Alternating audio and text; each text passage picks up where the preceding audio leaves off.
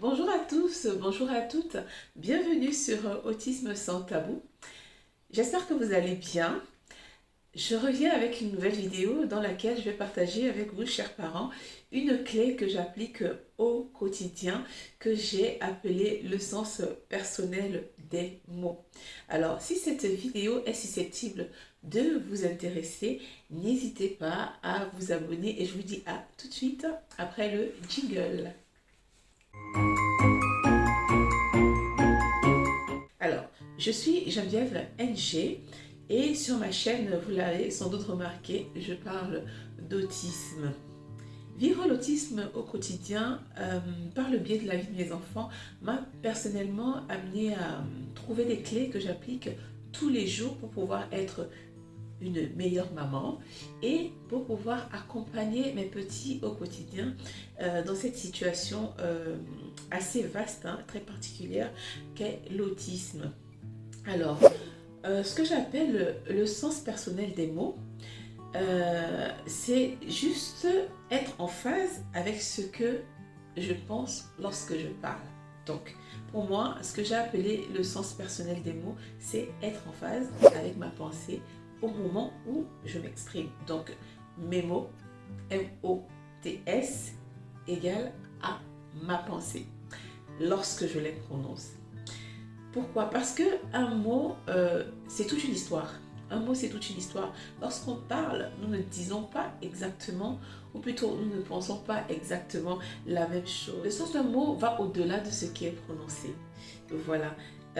Deux personnes, lors d'une conversation, peuvent prononcer les mêmes mots, mais ne pas penser la même chose. Vous voyez?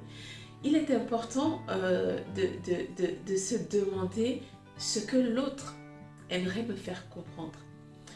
Alors, pourquoi est-ce que j'en parle? Je vais illustrer cela avec un exemple. Un exemple. Vous avez sans doute remarqué que sur ma chaîne, je parle beaucoup de mes enfants en termes de ils sont atteints d'autisme et non ils sont autistes. C'est fait à dessein. Pourquoi? Parce que pour moi, c'est très important. C'est très important. Pourquoi? Parce que je pense que la notion d'être va toucher à l'identité même d'une personne. Voilà. Dire de mon enfant, et c'est personnel, je ne généralise pas, je n'en fais pas quelque chose de global, comme je vous l'ai dit dès le départ.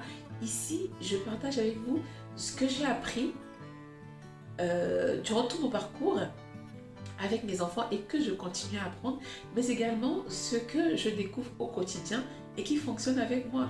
Cela dit, ça ne fonctionnera pas forcément avec vous, mais si ça fonctionne, pourquoi ne pas l'adopter? Alors, l'une de ces clés, c'est justement le sens des mots. Donc, j'étais un exemple, celui de dire de mes enfants qu'ils sont atteints d'autisme ou de dire qu'ils sont autistes. L'être humain en soi est complexe. L'être humain n'est pas que son aspect neuronal. Cela dit, mes enfants ne sont pas que leurs différences neuronales en fait. Ils ont une personnalité, ils sont une personne avec un caractère, avec un tempérament. Et pour moi, au quotidien, être consciente qu'ils ne sont pas seulement l'autisme, en disant d'eux qu'ils vivent une situation d'autisme ou qu'ils sont atteints d'autisme, sincèrement, me permet non seulement d'être en phase avec mes convictions personnelles, mais également d'être en paix et de les accompagner autant que je peux, en toute sérénité. Je pense qu'il est important de donner aux mots qu'on utilise la configuration la meilleure qui correspond à ce que nous pensons. Sinon, nous vivrons une vie dans laquelle on acceptera tout ce que les autres disent, tout ce que les autres pensent, mais sans jamais nous mettre nous-mêmes au centre de notre pensée et nous dire « mais qu'est-ce que je pense en ce moment ?» Est-ce que je suis en accord avec ce que l'autre est en train de m'apporter comme pensée, au-delà des mots qu'il prononce? Ça devient intéressant. Voyez-vous, les personnes autistes peuvent avoir des attitudes que nous ne comprenons pas au quotidien. Parce que nous n'avons pas l'habitude et parce qu'ils sont différents. Mais est-ce que parce que nous ne le comprenons pas, cela ne fait pas sens pour eux? Non.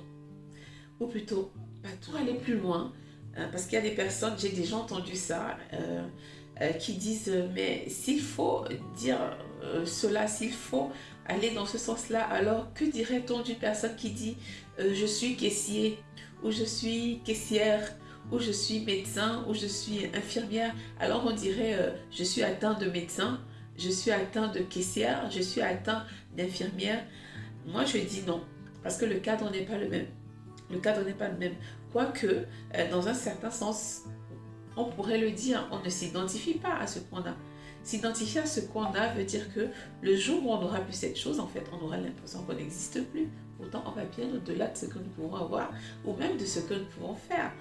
Donc, déjà, le cadre n'est pas le même parce qu'on n'est pas dans une situation où on essaie au quotidien de trouver des astuces pour pouvoir mieux la vivre, non. C'est une personne qui a eu un diplôme et qui a dit je suis infirmier ou pas forcément avoir eu un diplôme, mais qui s'identifie à ce qu'il a. Et encore que là, ça reste réducteur parce que s'il faut rentrer dans les détails, on serait d'accord que on est bien plus complexe que ce qu'on peut avoir ou que ce qu'on peut faire.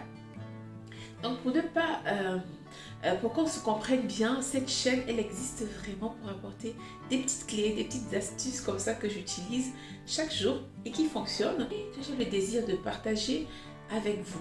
Pour conclure, je vous encouragerai, chers parents, pour conclure, et à vous qui m'écoutez, je vous encouragerai à ne pas vous arrêter sur les mots M-O-T-S qui pourraient finalement nous créer bien de mots inutiles, M-A-U-X. Mais plutôt de chercher à comprendre ce que l'autre dit, ce qu'il entend en le disant. C'est très important parce qu'au final, on se retrouverait comme en train de vouloir imposer notre façon de penser à l'autre. Cela n'est pas le but.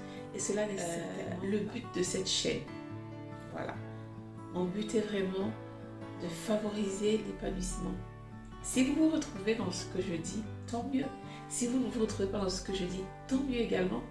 Il n'est pas question de généraliser, mais en toute liberté, de pouvoir partager tous ensemble et pour moi de partager ce que j'expérimente au quotidien avec vous.